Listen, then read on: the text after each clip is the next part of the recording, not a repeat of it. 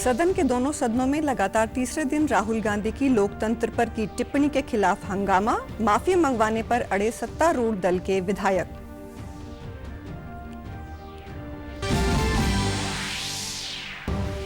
हरियाणा सरकार ने सरपंचों को दी 5 लाख तक के कामों को बिना ई टेंडरिंग के करवाने की छूट। मुख्यमंत्री मनोहर लाल ने चंडीगढ़ में की घोषणा, सरपंचों व पंचों का मानदेय भी बढ़ाया। करनाल में आज से छठा इंटरनेशनल फिल्म महोत्सव शुरू। हरियाणवी कलाकारों सहित बॉलीवुड के अनेक कलाकारों ने की शिरकत।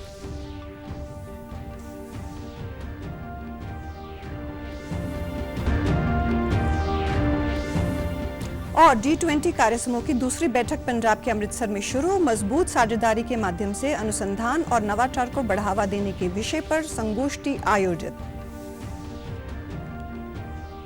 नमस्कार, मैं हूं शैली तनेजा। आप समाचार विस्तार से। संसद के दोनों सदनों में आज लगातार तीसरे दिन ब्रिटेन में कांग्रेस नेता राहुल गांधी की लोकतंत्र और अडानी समूह के खिलाफ की गई टिप्पणियों के कारण सदन में हंगामा जारी रहा। लोकसभा में आज सुबह से ही सत्तारूढ़ पक्ष के सदस्यों ने राहुल गांधी से माफी मंगवाने को लेकर नारे लगाए।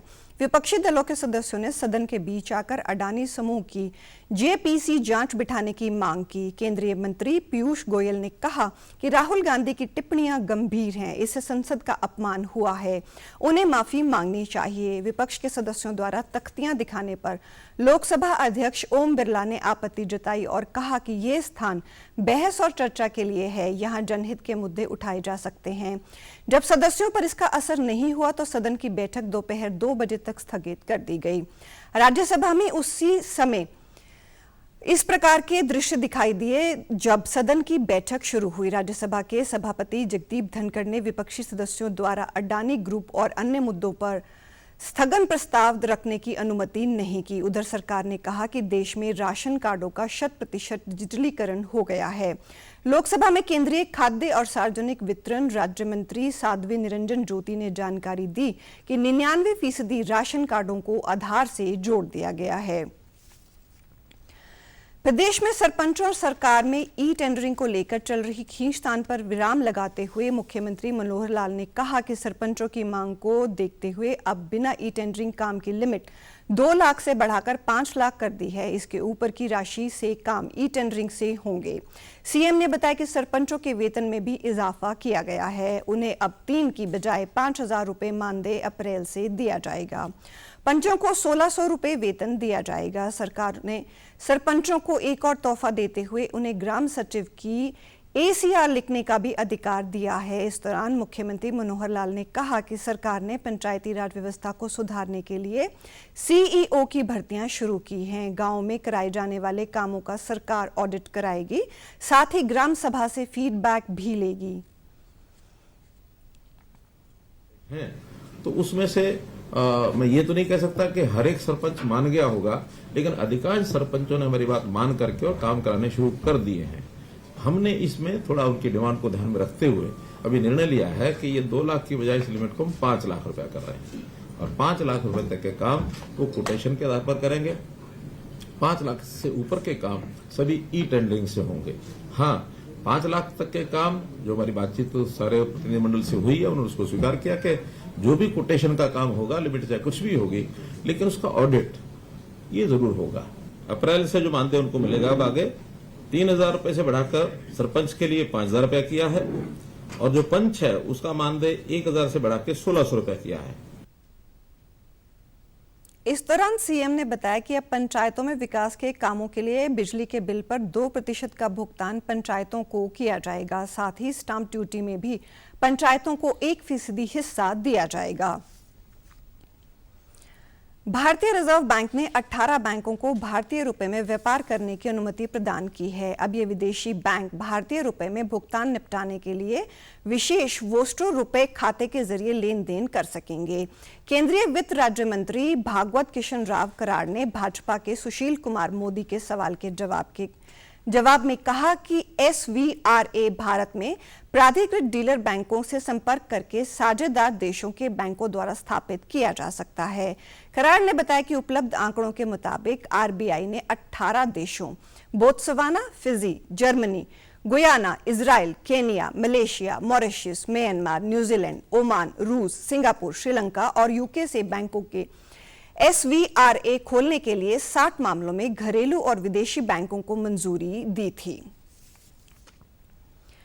करनाल के राजकीय स्थानकोत्तर महाविद्यालय में आज से छठे इंटरनेशनल फिल्म महोत्सव की रंगारंग शुरुआत हो गई है। सांस्कृतिक society for art and culture development और पंडित Chiranji Lal Sharma government PG college की ओर से आयोजित इस फेस्टिवल में हरियाणवी कलाकारों सहित बॉलीवुड के अनेक अभिनेता और अभिनेत्रियां पहुंची। इस दौरान हरियाणवी कलाकार व बॉलीवुड अभिनेता यशपाल शर्मा ने बताया कि इस 5 दिवसीय मेले में डॉक्यूमेंट्री, शॉर्ट फिल्म, दुनिया भर का सिनेमा देखने को मिलेगा। उन्होंने कहा कि जो काम रविंद्र डांगी सहित अन्य लोगों ने मिलकर शुरू किया था वो आज काफी आगे बढ़ चुका है। करनाल में फिल्म फेस्टिवल होना गर्व की बात है। ये हरियाणा की संस्कृति को और बढ़ावा देने वाला साबित होगा। उन्होंने कहा कि फिल्मकार सतीश कौशिक का जाना सिनेमा की छत गिरने जैसा है। हेल्प कर रही है स्टेज ऐप जो है वो हरियाणा के लोगों को जिस तरीके से चांस दे रही है। धर्मेंद्र डांगी जो हरियाणा इंटरनेशनल फिल्म फेस्टिवल करवा रहे हैं, हरिओम कौशिक ने हरियाणा फिल्म फेस्टिवल करवाया था। इस तरीके से जो प्रोग्राम हैं, फिल्में हैं और कार्यक्रम हैं, जो जितने ज़्यादा होंगे उतना बड़ा कल्चर को और सिनेमा को बढ़ावा मिलेगा। और अब हरियाणवी सिनेमा की बारी है, बहुत अच्छा सिनेमा, बल्कि मैं तो ऑस्कर तक की उम्मीद रखता हूँ।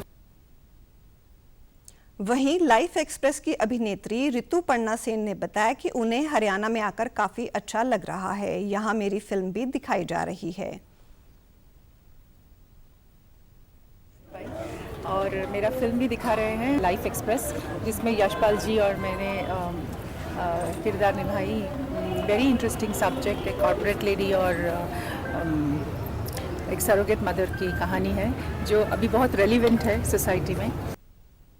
अमृतसर में G20 सम्मेलन की बैठकों का सिलसिला आज से शुरू हो गया है। इसके लिए विभिन्न देशों के प्रतिनिधि कल अमृतसर पहुंचे। श्री गुरु रामदास अंतर्राष्ट्रीय हवाई अड्डे पर सभी का स्वागत भांगड़े और गिद्दे के साथ किया गया।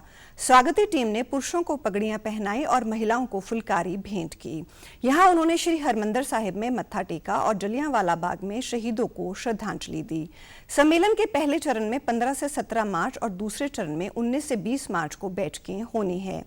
आज गुरु नानक देव विश्वविद्यालय में G20 समूह के देशों के युवाओं का मार्गदर्शन किया जाएगा। बैठक से पहले सत्र में हिस्सा लेने पहुंचे कोच और छात्रों से बातचीत की गई। इसमें उन्होंने बताया कि इतने बड़े स्तर पर हो रहे आयोजन में युवाओं की भागीदारी महत्वपूर्ण है।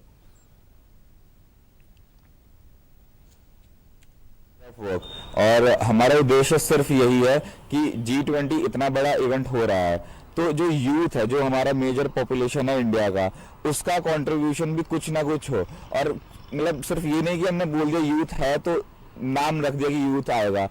Youth leaders, youth participants, youth minister, सबका होना जरूरी है। कम से कम 20 पैनलिस्ट आएंगे और अपने एक्सपीरियंस, अपने आइडियाज यूनिवर्सिटी में शेयर करेंगे और ऐसे ही 14 और कंसल्टेशन टोटल इंडिया में होंगे।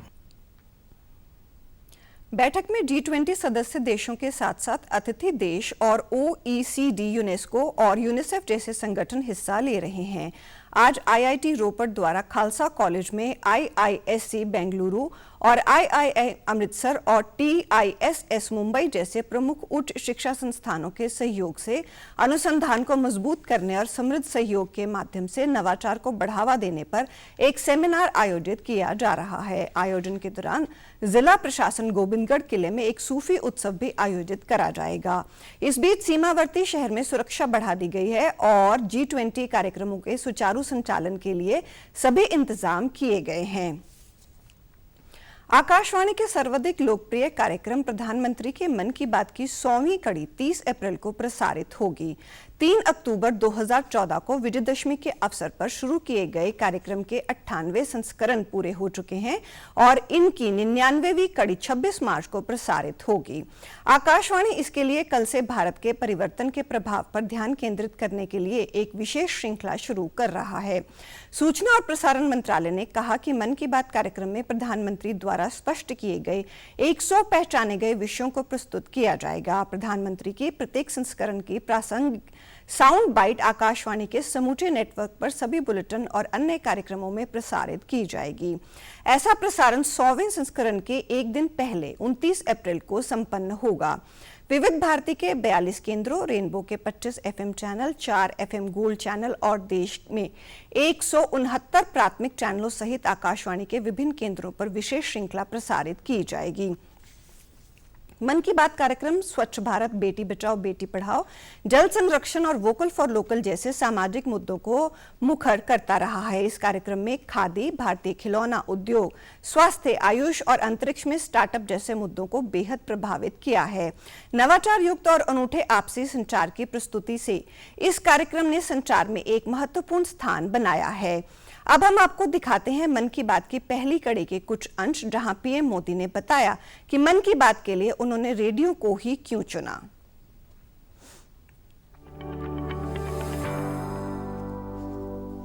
रेडियो एक ऐसा सरल माध्यम है कि मैं दूर दूर तक पहुंच पाऊंगा, गरीब से गरीब घर तक पहुंच जाऊंगा, क्योंकि मेरे देश की ताकत गरीब की झोपड़ी में है, मेरी देश की ताकत गांव में है, मेरी देश की ताकत माताओं, बहनों, नौजवानों में है, मेरे देश की ताकत किसानों में है। मैं आप ही के भरोसे भारत आगे बढ़ेगा, ये विश्वास व्यक्त करता हूँ। आपकी शक्ति में भरोसा है, इसलिए मुझे भारत के भविष्य में भरोसा है।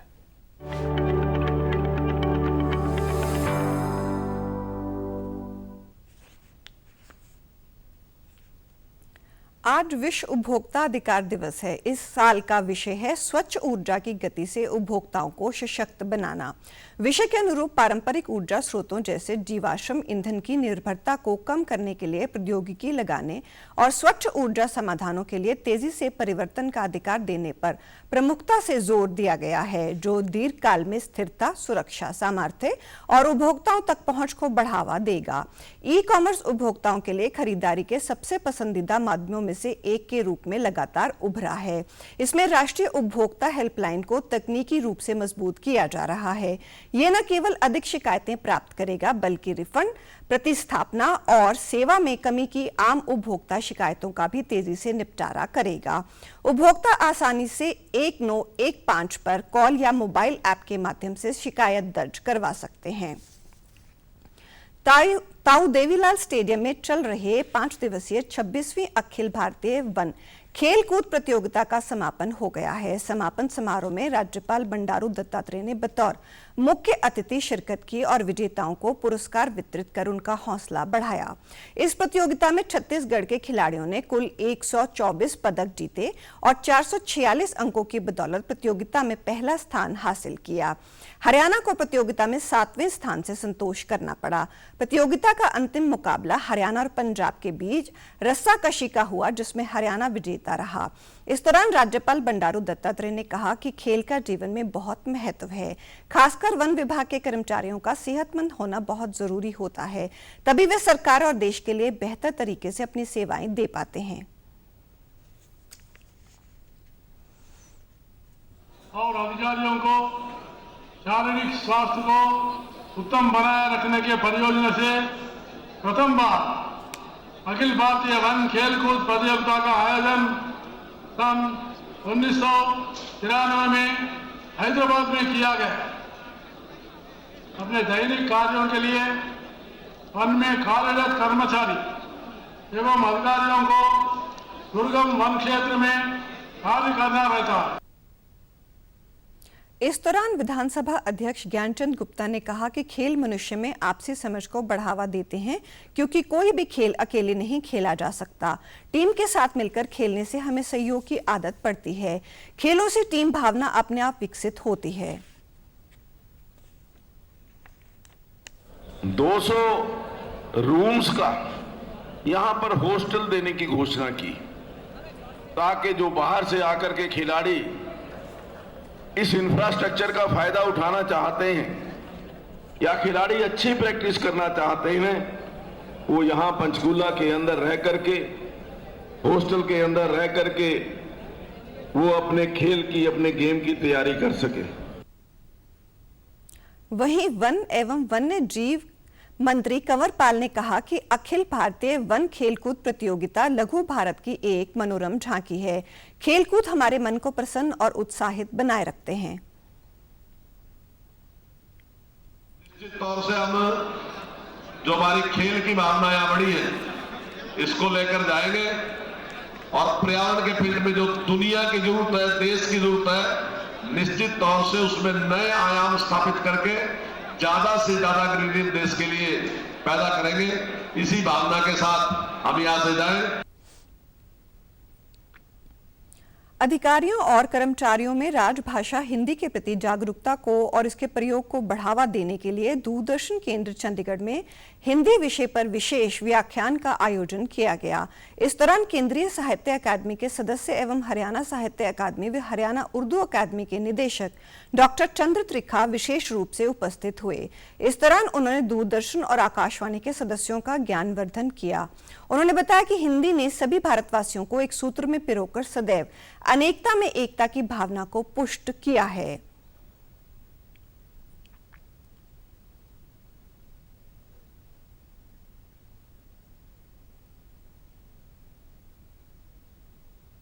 समाचारों में आज इतना ही। नमस्कार।